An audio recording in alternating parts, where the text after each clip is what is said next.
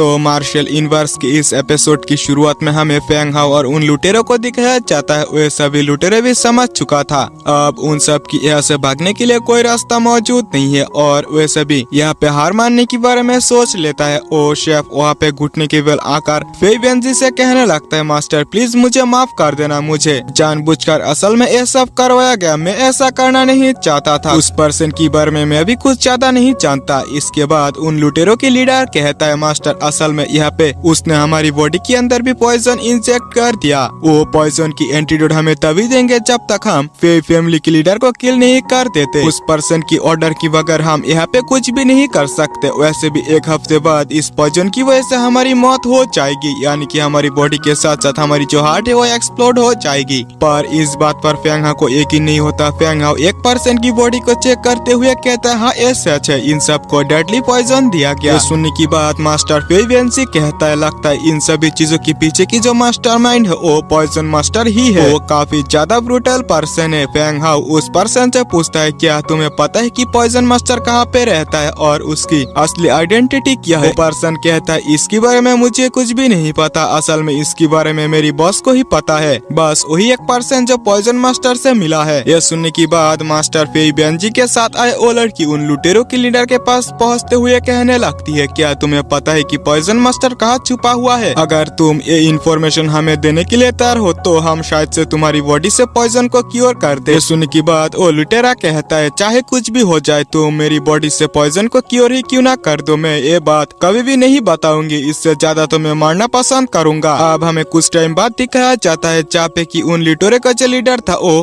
Feng हाओ और उसके सभी साथियों को पॉइजन मास्टर के पास ले जा रहा होता है, क्योंकि फेंग हाओ ने उसकी अच्छी तरीके से पिटाई कर दिया होता है। वो कहता है, मास्टर मेरे पीछे पीछे आए, मैं सही सलामत आप सबको पॉइजन मास्टर के पास छोड़ दूंगा। कुछ देर बाद वैसे भी एक केव के सामने आ गया होता है। वो लुटेरा फिर से कहता है, असल में पॉइजन मास्टर जो है एक केव के अंदर ही छुपा हुआ है, पर तुम लोग केव के अंदर जाने की बात ध्यान रखना, केव के अंदर कई सारे पॉइजनस इंसेक्ट मौजूद है जो कि किसी भी पर्सन को काफी इजीली किल कर सकता है। इसके बाद फेंग हाओ अपने दोस्तों से कहता है, यहाँ पे जितने भी सोल्जर्स है तुम केव की बाहर रहकर लुटेरों को रोकने की कोशिश करना, तब तक हम अंदर जाकर पॉइजन मास्टर से निपटेंगे, क्योंकि इन लुटेरों के ऊपर जरा से भी भरोसा नहीं किया जा सकता, ये सभी मिलकर पीठ पीछे हमारे ऊपर हमला कर सकता है। इसके बाद फेंग हाओ उन तीनों को उस केव के अंदर देखते हैं जहाँ पे कुछ टाइम तक तो वो नॉर्मल रहता है, पर तभी उन लोगों के ऊपर पॉइजन से हमला हो जाता है जो कि पॉइजनस फॉग था, जिससे उन दोनों की हालत तक काफी ज्यादा खराब होने लगता है। ये देखने के बाद फेंग हाओ तुरंत ही अपनी हीलिंग पावर्स का इस्तेमाल करते हुए एक शील्ड को क्रिएट करता है। इसके बाद पॉइजन मास्टर उन सब से कहता है, फाइनली तुम यहाँ पे आ गए, यानी कि वो फेई वेंजी को कह रहा था, यहाँ पे तुम्हारे लिए मैंने काफी टाइम तक इंतजार किया, मुझे ये जरा से भी उम्मीद नहीं था कि तुम किसी पर्सन से मुझसे निपटने के लिए हेल्प मांगोगे। जैसे ही वहाँ से पॉइजन फॉग खत्म होता है, फेंग हाओ तुरंत अपनी शील्ड को डीएक्टिवेट कर देता है, पर वो जब पॉइजन मास्टर को देखता है तो पूरी तरीके से शॉक हो चुका था, क्योंकि यही वो पर्सन था जिसने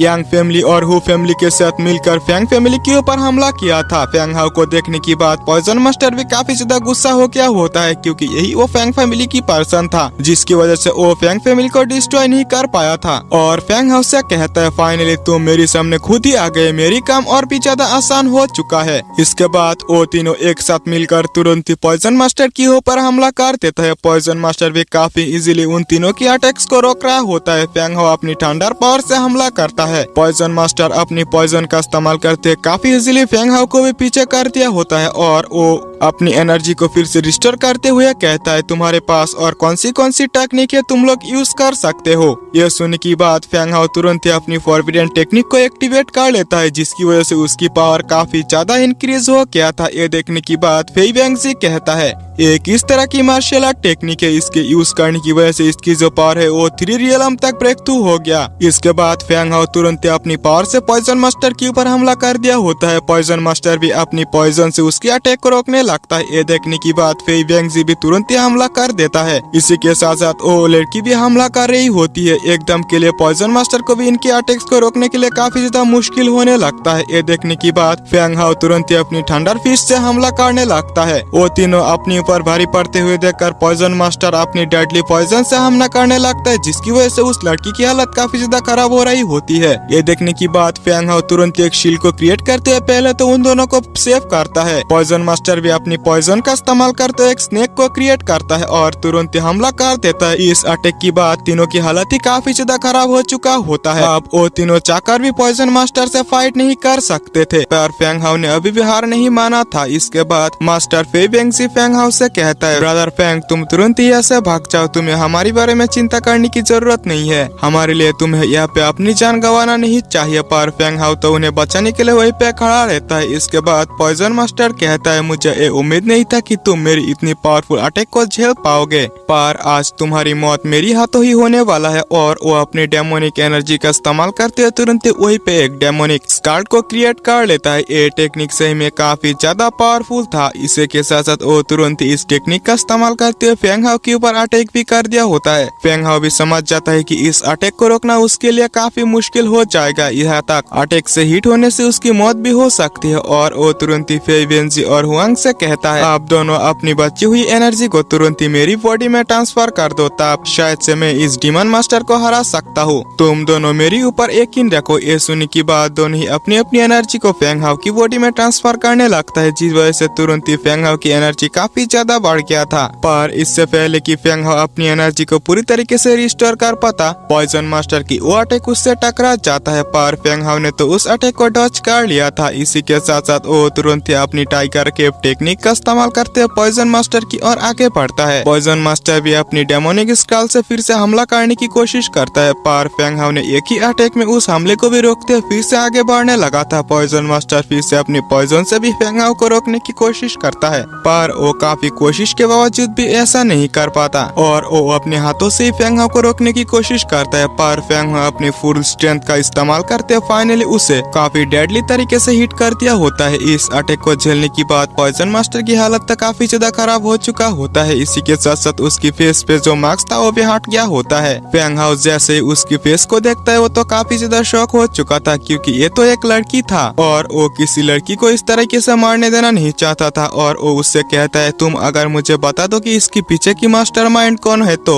मैं शायद से तुम्हें जिंदा छोड़ दूं। पर वो लड़की कहती है, क्या तुम्हें लगता है कि मैं इतना बड़ा बेवकूफ हूँ? तुम्हें लगता है कि मैं इतनी जल्दी सरेंडर कर दूंगा? पर ऐसा नहीं होने वाला, मरते दम तक मैं यहाँ पे तुम तीनों को ही मारने की कोशिश करूंगी। और उसकी बॉडी काफी अजीब तरीके से रिएक्ट करने लगता है, क्योंकि वो अपनी बॉडी को एक्सप्लोड करना चाहता था। ये देखने की बात फेंग हाउ भी कहता है, अरे नहीं, ये तो बहुत बुरा हुआ। इसी के साथ साथ हम केव की बाहर से देखते हैं जहाँ पे काफी बड़ा धमाका हुआ होता है। इसी में हमें उसी केव के अंदर दिखाया जाता है जहाँ पे की पॉइजन मास्टर की जो बॉडी था उसे एक्सप्लोड करने की वजह से पूरी केव के अंदर पॉइजन फैल गया था। वहीं पे हम फेंग हाउ को भी देखते हैं जहाँ पे खुद के साथ साथ अपने दोस्तों को सेव करने के लिए वो तुरंत ही वहीं पे अपनी हीलिंग पावर का इस्तेमाल करते हुए एक शील्ड को क्रिएट कर लेता है। और इसी के साथ साथ काफी तेजी से केव से बाहर जाते हुए कहता है, जल्दी करो, हमें जितनी जल्दी हो सके हमें केव से बाहर निकालना होगा। और फिर कुछ देर बाद वैसे भी सेफली केव से बाहर भी आ गया होता है। पर इतनी ज्यादा एनर्जी का इस्तेमाल करने की वजह से फेंग हाउ की जो हालत था वो काफी ज्यादा खराब होते जा रहा था। ये देखने की बात हुआंग फेंग तुरंत एक स्पिरिट क्रिस्टल को निकलते हुए फेंग हाउ को दे देती है। ये पानी की बात फेंग हाउ वहीं पे उसे रिफाइन करने लगता है। स्पिरिट क्रिस्टल की वजह से उसकी एनर्जी रिकवर होने के साथ साथ उसकी बॉडी से काफी ज्यादा ठंडा एनर्जी बाहर निकालने लगता है। ये देखने की बात फे बेंगजी कहता है, अरे नहीं, इसने तो अपनी एनर्जी को रिकवर करने के साथ साथ ये ब्रेक थ्रू भी कर चुका है, यानी कि ये वॉरियर रियलम की पीक पर पहुंच चुका है। इससे वहाँ पे मौजूद सभी लोग ही फेंग हाउ को इसके लिए शाबाशी देने लगता है। इसके बाद फेंग हाउ फे बेंजी से कहता है, सीनियर, आप मेरी इंजरीज पूरी तरीके से हील हो चुके हैं, क्यों ना आप आपकी इंजरीज को मैं हील कर दूं। ये सुनने की बात फे बेंजी कहता है, इसकी मुझे कोई जरूरत नहीं है, तुम्हारी वजह से मैं पॉइजन से भी छुटकारा पा गया, मेरे लिए इतना ही बहुत है। पर फेंग हाउ कहता है, सीनियर, क्या आपको मेरी एबिलिटीज पर यकीन नहीं है? यह सुनने की बात तो फे बेंजी भी इसके लिए एग्री हो जाता है। फेंग हाउ तुरंत ही उन्हें हील कर देता है। अब हमें अगले दिन सुबह दिखाया जाता है जहाँ पे कि वैसे भी वापस लौट रहे होते हैं। फेंग हाउ फे बेंजी से फिर से पूछता है, सीनियर, लगता है कि इन कुछ दिनों में आपने कुछ ज्यादा ही एनिमीज बना लिए। ये सुनने की बात फे बेंजी से कहता है, असल में ऐसा नहीं है, मैं चियांग सिटी से बिलोंग करता हूँ और चियांग सिटी की जो सिटीजन्स है वो इस सिटी के लिए अपने नए सिटी लॉर्ड को रिसिलेक्ट करना चाहते हैं। सिटी के अंदर एक और फैमिली मौजूद है जो कि काफी ज्यादा फेमस है, वैसे भी कभी भी नहीं चाहेंगे कि मैं सिटी लॉर्ड बनूं। इसी वजह से शायद से मेरे पीछे उन लोगों ने लोगों को भेजा। पर इन सभी चीजों को तुम्हें ज्यादा सोचने की जरूरत नहीं है। ये सुनने की बात फेंग हाओ भी सोचता है जो पॉइजन मास्टर वाली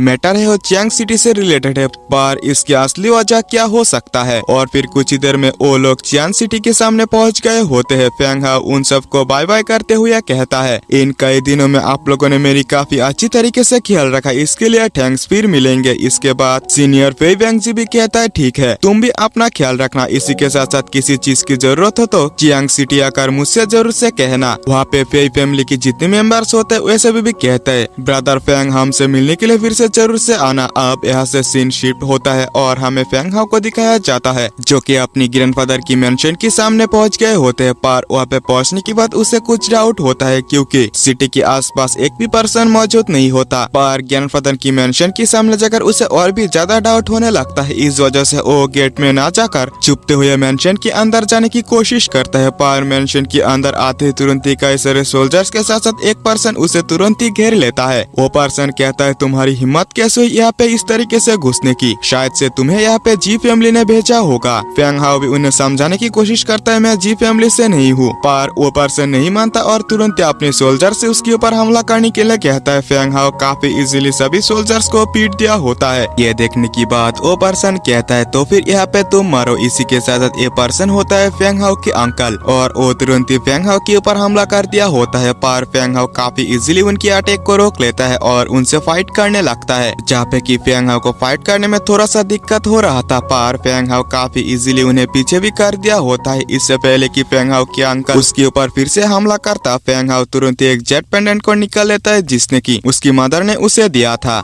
इस जेट पेंडेंट को देखने की बाद उसकी अंकल हमला करने से एकदम से रुक जाता है और ध्यान से फेंग हाओ की ओर देखने लगता है। फेंग हाओ कहता है, अंकल ये मैं फेंग हाओ हूँ। इससे तो उसके अंकल भी फेंग हाओ को तुरंत ही पहचान गए होते हैं और वो कहता है, तुम तो काफी ज्यादा बड़े हो चुके हो, तुम पूरी तरीके से अपनी मदर की तरह ही दिखते हो, चलो आओ मेरे साथ, मैं तुम्हें तुम्हारी ग्रैंडफादर से मिलाता हूँ। आप वो दोनों वहाँ से फेंग हाओ की ग्रैंडफादर के पास पहुँच गया होता है। फेंग हाओ की ग्रैंडफादर फेंग हाओ को देखने की बाद तो काफी ज्यादा खुश हो गया होता है। इसी के साथ साथ कहता है, ओ लौंडे क्या हालचाल, तू तो काफी ज्यादा बड़ा हो चुका है यार, पहले ये बता लौंडिया सेट की है कि नहीं? फेंग हाओ कहता है, समझ लो कि एक सेट है, वो भी मस्त। इसके बाद उसकी ग्रैंडफादर फिर से कहता है, लास्ट टाइम हमें पता चला कि तुम तियानवु वॉर्टेक्स को एक्टिवेट करने में नाकामयाब रहे, इसी वजह से मेरे साथ साथ तुम्हारी अंकल भी काफी ज्यादा परेशान हुआ करते थे, पर अब तुम इस मुश्किल से दूर हो चुके हो और अपने तियानवु वॉर्टेक्स को भी एक्टिवेट कर चुके हो, इससे हम काफी ज्यादा खुश हुए। फेंग हाओ भी कहता है, ऐसा शायद से मेरी लक की वजह से हो पाया। इसके बाद उसकी ग्रैंडफादर काफी ज्यादा उदास होने लगता है। इसके बारे में वो अपने अंकल से पूछता है। उसके अंकल कहता है, असल में जी फेंगली की जो यंग मास्टर है वो तुम्हारी सिस्टर से शादी करना चाहती है, पर हम लोग इसके पूरी तरीके से खिलाफ है, इसकी वजह से जी फैमिली हमेशा ही हमारे ऊपर दबाव डालता रहता है। ये सुनने की बात फेंग हाओ भी परेशान होते हुए कहता है, पर ऐसा कैसे हो सकता है? क्या चियांग सिटी के अंदर कोई ऐसा मार्शियल लॉ मौजूद नहीं है जो कि इस चीज को रोक पाए? ये सुनने की बात उसकी ग्रैंडफादर भी कहता है, हाँ ऐसा ही कुछ समझो, पता नहीं फेंग फैमिली हमारे साथ कुछ दिनों से ऐसा क्यों कर रहा है, वो धीरे धीरे काफी ज्यादा क्रूर होता जा रहा है। सिटी की जो बाकी फैमिली है उनके साथ भी वो लोग शायद से ऐसा क्यों नहीं करते। ये सुनने की बात उसके अंकल भी काफी ज्यादा गुस्सा होते हुए कहता है, जी फैमिली तो हमेशा से ही काफी ज्यादा घमंडी हुआ करता था। चियांग सिटी के अंदर हमारी जैसे जितने भी छोटे फैमिली मौजूद है वैसे भी कभी भी जी फैमिली को अच्छी नजर से नहीं दिखते। मुझे नहीं मालूम कि इस बार क्या हुआ, पता नहीं इस शादी के अंदर वो लोग छोटे मोटे फैक्शंस को क्यों इनवाइट कर रहे हैं, पता नहीं वो लोग इस शादी के अंदर क्या करने वाले हैं, उनकी मकसद मुझे कुछ भी ठीक नहीं लग रहा है। सुनने की बात इसके बारे में फेंग हाओ भी अपनी ग्रैंडफादर से कुछ पूछने की कोशिश करता है, पर उसके ग्रैंडफादर उसे रोकते हुए कहता है, तुम्हें इन सभी चीजों को और ज्यादा सोचने की जरूरत नहीं है, तुम्हें सबसे पहले अपनी जूनियर सिस्टर से जाकर मिलना चाहिए। ये सुनने की बात फेंग हाओ भी वहाँ से अपनी सिस्टर से मिलने के लिए चली गए होता है। अब यहाँ से सीन शिफ्ट होता है और हमें फेंग हाओ की सिस्टर को दिखाई जाती है जो कि काफी ज्यादा उदास दिखाई दे रही थी, पर तभी वही पे फेंग हाओ भी पहुँच गया होता है और अपनी सिस्टर को बुलाने लगता है। इसी के साथ साथ ये एपिसोड भी यही पे एंड होता है। तो अगर आप लोगों ने अभी तक चैनल को सब्सक्राइब नहीं किया तो प्लीज कर लेना। मिलते हैं नेक्स्ट वीडियो में, तब तक के लिए बाय बाय।